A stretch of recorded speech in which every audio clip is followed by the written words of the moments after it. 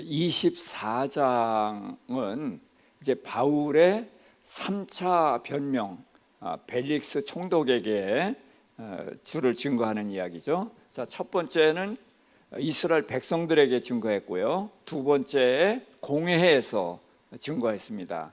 이번에는 이제 벨릭스 총독에게 주를 증거하는 건데, 자, 이제 닷새 후에 바울을 죽이려는 음모가 있어서 밤중으로 이제 가이사랴로 옮겨갔잖아요.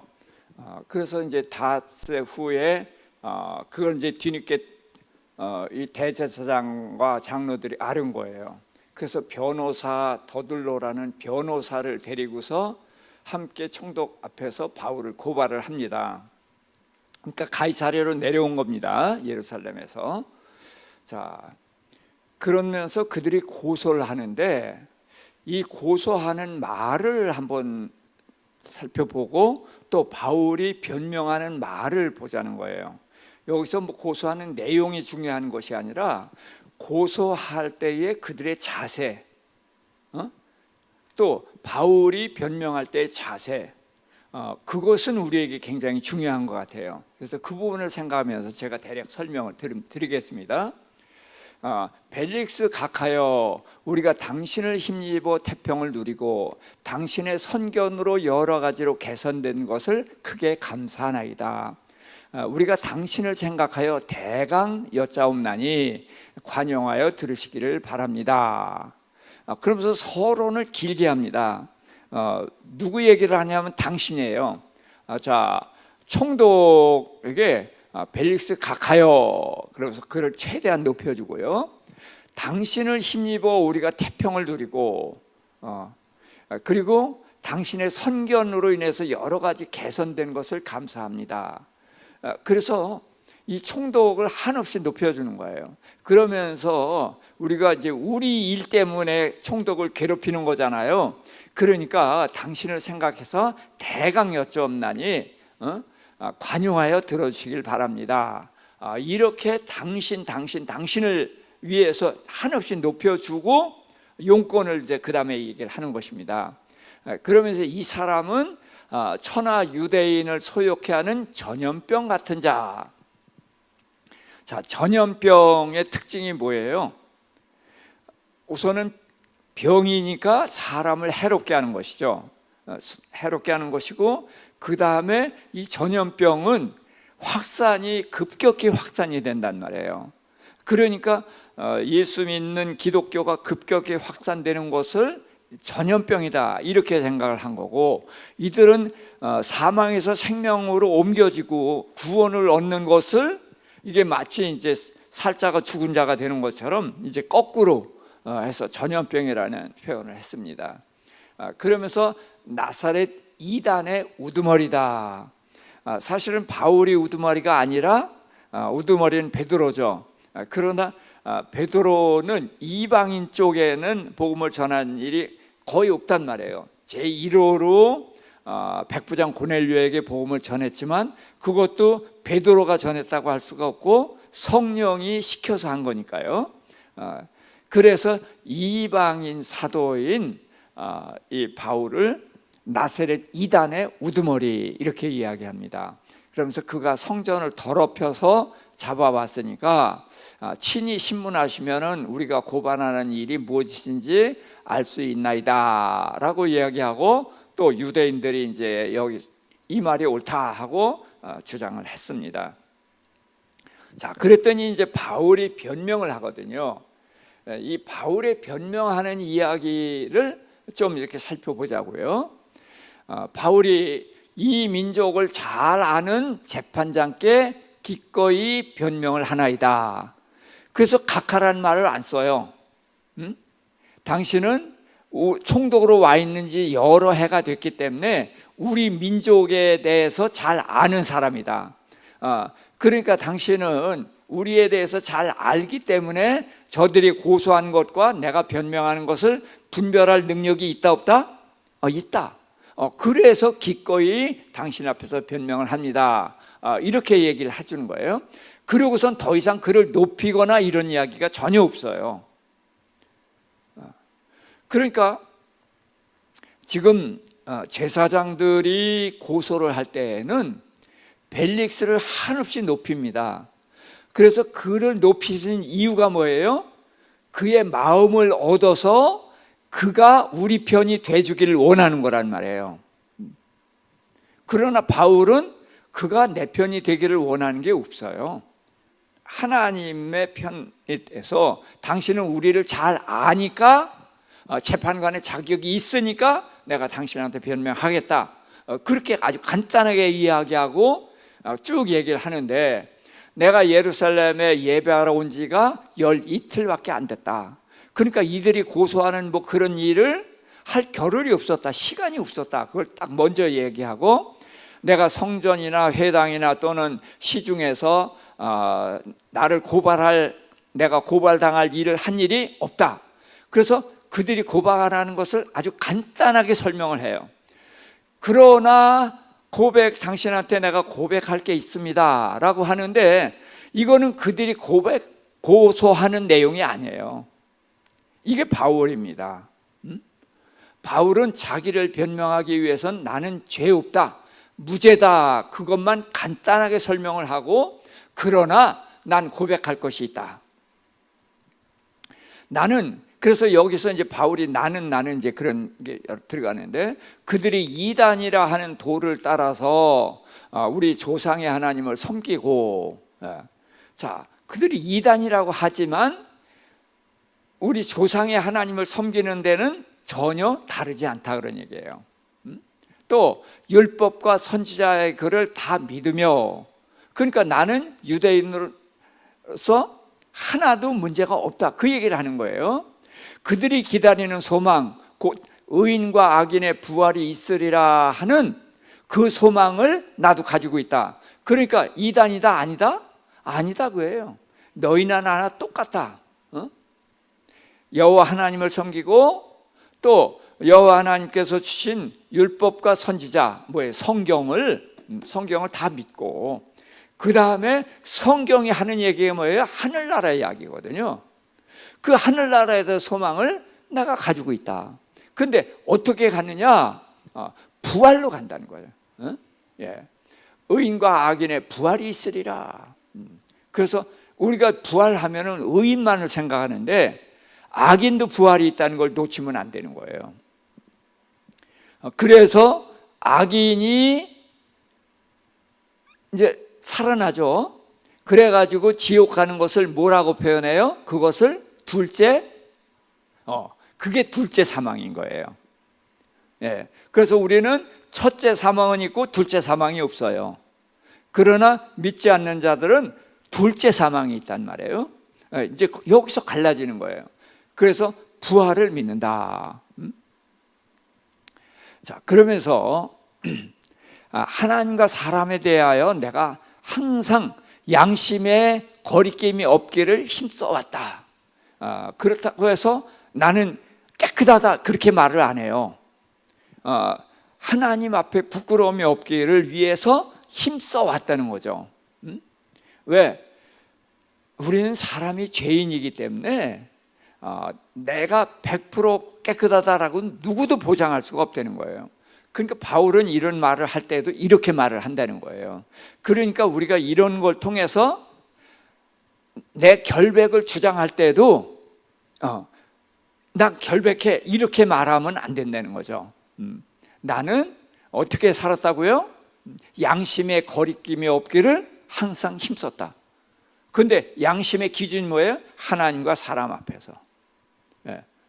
거기에 나는 거리낌이 없기를 힘써왔다. 그렇게 이제 자기 삶을 얘기합니다. 그러면서 여러 해 만에 내가 예루살렘에 왔는데 어떻게 왔냐? 내 민족을 구제할 것과 또 하나님께 제사를 드리려고 제물을 가지고 왔다. 그래서 예루살렘에는 내가 여러 해 만에 왔다는 거죠. 이게 이제 그 안디옥 교회에 가서 1년을 가르쳤잖아요.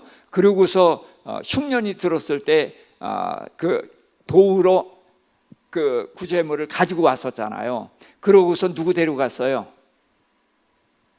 마가 데리고 갔잖아.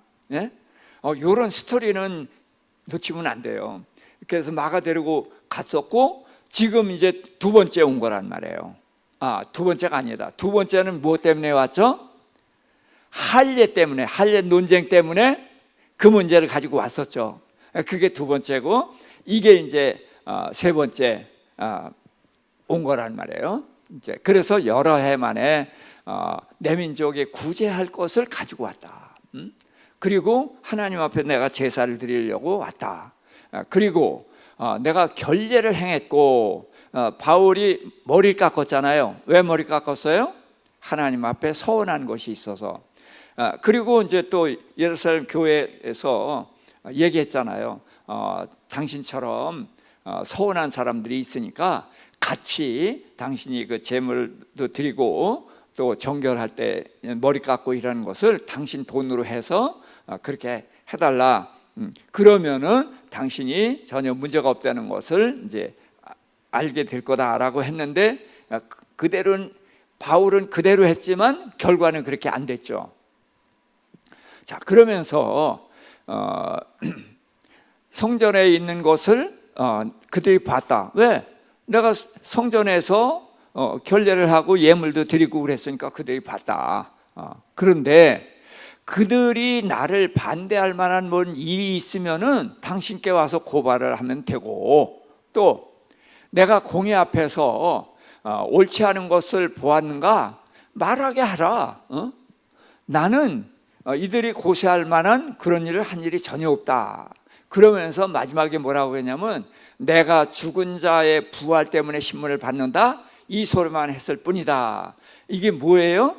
지금 결사대가 조직이 돼가지고 자기를 죽이려고 하잖아요. 이게 왜 그러냐면, 두 번째 공회에서 말할 때 바울이 얘기해봤자 별 소득이 없을 것 같고, 그런데 거기에 온 사람들이 한쪽은 누구? 제사장들, 한쪽은 바리새인들.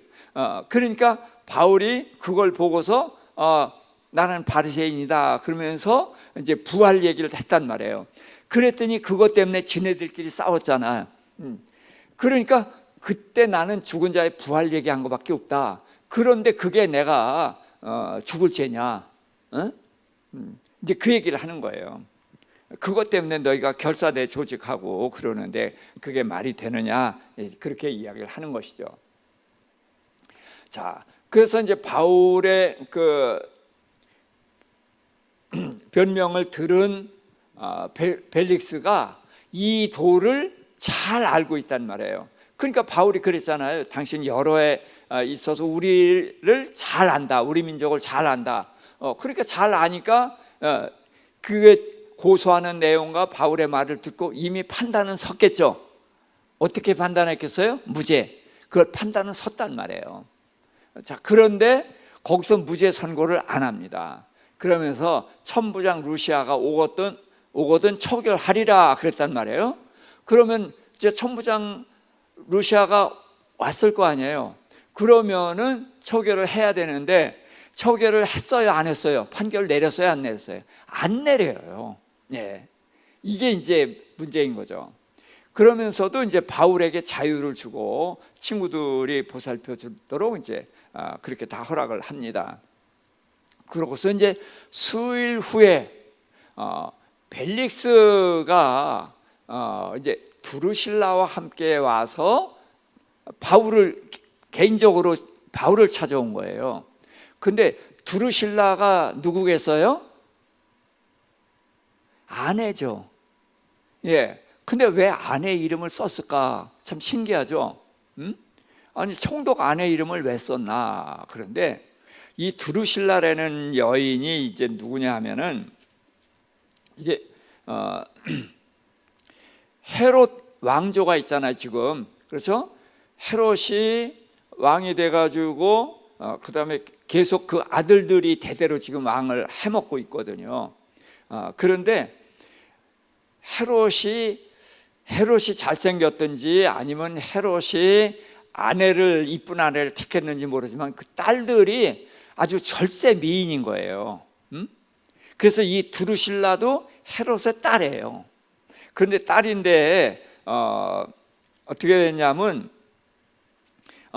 유대 총독과 결혼했고, 그 다음에 이제 그 전에도 무슨 딴 일이 있었다고 얘기도 나오는데, 그런데 이제 그 이탈리아에 이제 폼페이 그 화산 폭발이 있었죠.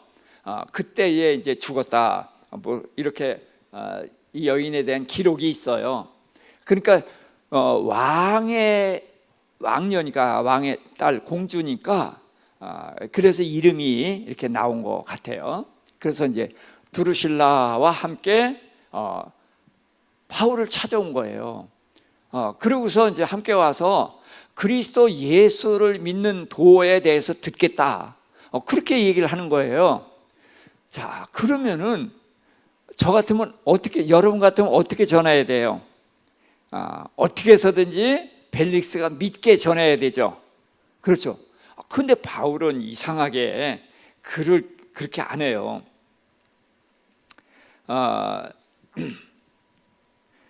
자, 거기를 한번 우린 성경을 찾아보도록 하겠습니다. 24장 24절부터 26절.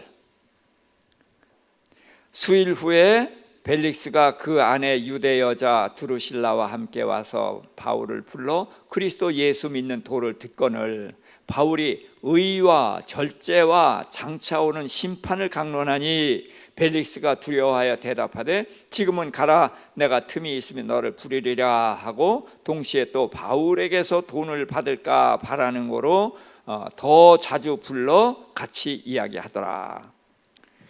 자, 예수에 대해서 듣고 싶어 한다고 그러는데 뭘 얘기를 했다고요? 의와 절제, 또 심판. 자, 의와 절제와 심판과 벨릭스와 관계가 있어요, 없어요? 예? 전혀 관계가 없는 거예요. 그거를 얘기를 하는 거예요. 그럼 드루실라와 관계가 있겠어요? 전혀 관계가 없죠. 그러니까 바울은 어설프게 그들에게 사탕발림해서 그렇게 할 게 아니라는 걸 아는 거예요. 그래서 아주 엄격한 것을 딱 전달한 거예요. 그러니까 그들이 두려워했는데 그러면서도 자주 찾아왔다는 거예요. 근데 왜? 돈 때문에. 자, 벨릭스하고 드루실라랑 같이 살 정도 오면은, 총독이고 그러면은 재물이 넉넉할 거거든요. 근데 왜 죄수한테 뭘 좀 받으려고 했을까요? 그것은 죄수의 주머니 쌈짓돈 그 뜯어내려고 생각한 게 아니라 바울이 보니까 대단하거든요. 바울을 지지하는 그 지지 세력이 대단하거든요. 그러고서 이 아시아라든지 마케도니아, 아가야 이런 여러 지역에서 바울을 다 지지하고 이제 그런 데는 걸 알았잖아요. 그리고 예루살렘 올 때도 뭘 가져왔어요? 돈을 잔뜩 가지고 와서 도왔잖아요. 그러니까 바울은 자기 주머니에 돈은 없어도 돈을 얼마든지 동원할 수 있는 사람이라고 본 거죠. 자, 그러니까 이 바울이 이렇게 돈을 좀 이렇게 내주면은 바울을 위해서 선처도 베풀 수가 있겠죠. 그러나 바울은 돈이 있어도 그 짓은 절대로 안 하죠. 아무튼 그런 일이 있었어요. 그리고서 이제 이태가 지난 후, 마저 읽읍시다. 27절. 이태가 지난 후 보르기오 베스도가 벨릭스의 소임을 이어받으니 벨릭스가 유대인의 마음을 얻고자 하여 바울을 구루하여 두니라. 자, 이태 동안이나 바울을 구려해 뒀다는 거예요. 자, 그가 바울의 말을 듣고서 뭐라고 그랬어요? 루시아가 오면은 처결하리라, 판결 내주겠다 그랬어요. 근데 2년 동안이나 묶어뒀다는 거예요. 이게 세상 권세자들이 하는 일이에요. 아무튼 이런 거를 보면서 이태 동안이나 바울을 가둬두고 이런 사람들, 그러니까 바울이 뭘 얘기했어요? 의를 얘기했잖아요. 또 절제를 얘기했잖아요. 그리고 심판을. 그래서 이 권세자들의 이런 횡포, 이런 것들을 우리가 좀 살펴봤으면 합니다.